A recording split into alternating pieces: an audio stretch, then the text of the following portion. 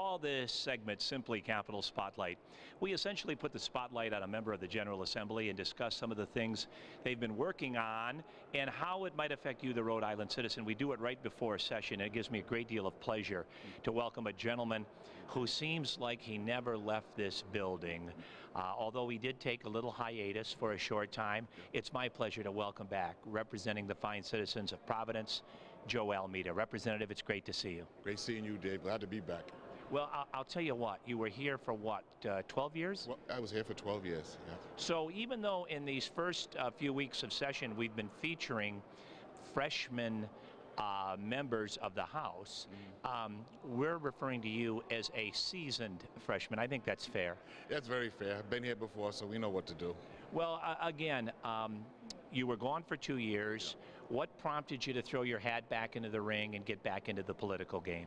Well, I want to pick up where I left off at, economic empowerment. Right now I'm working with OIC, the Opportunities Industrial Center, and the ILA, the International Longshoremen's Association. So we're trying to get money into OIC to help develop and educate and train future workers for work down at Allen's Avenue on the port.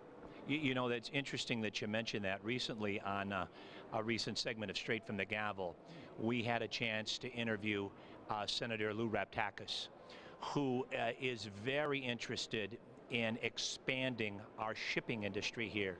And obviously, if we were to do that, we're talking about good paying jobs, often people who would belong to the Longshoremen's Union, good benefits, good pay. Obviously, that's something you see with upside potential. Oh, absolutely. I think right now in Rhode Island, I've heard that we're shipping a lot of paper products and steel to China, and we could open up the doors to the Dominican Republic, to all the Caribbean islands.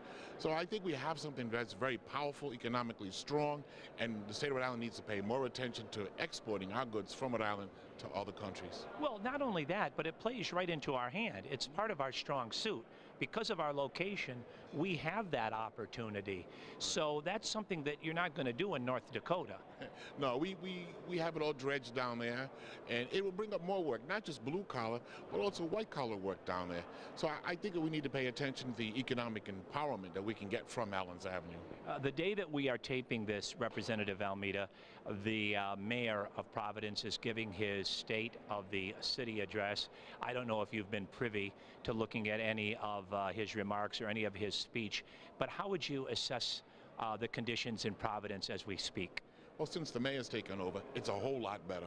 He's paid attention to not only the human condition in the city of Providence, but also the economic empowerment of the citizens in the city. So with that, we're going to continue to work together. And obviously, you subscribe to that theory. As Providence goes, so goes the state, because we are essentially a city-state. That's right. Without the city, where else would the state go? So I'm just trying to make sure that the state of Rhode Island follows what the good mayor has already done and the power that we can bring in more money. And I only presume that you're a big part of that Providence caucus again, of representatives who serve the greater Providence area. And again, you've got to keep your eye on that prize all the time. Yeah, it'll never stop.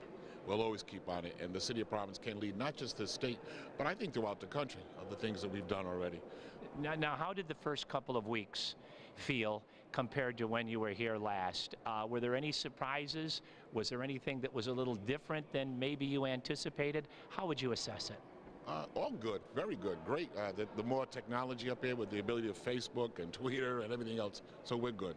Now, have you received your committee assignments yet from the leadership? And if so, what committees will you be serving on? Right now I'm sitting on the Judiciary Committee, and I'm looking at issues like ban the box, you know, for ex-felons, and a few other issues. So right now I'm on Judiciary. Well, it's obviously a very important committee, and I happen to think the most interesting of all the committees.